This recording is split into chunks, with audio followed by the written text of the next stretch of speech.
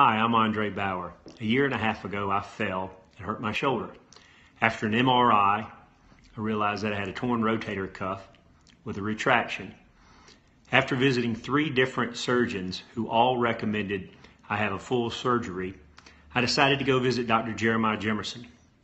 His active release therapy has actually saved me from having to have that surgery. A year and a half later, my shoulder feels probably as good as it did before, if not very close.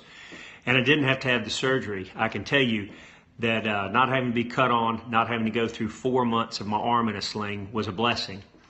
Coming in contact with Dr. Jeremiah Jimerson was a blessing.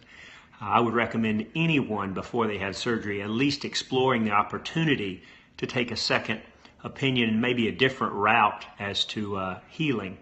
Anyway, just my story. Thought you ought to at least hear about it. Many blessings.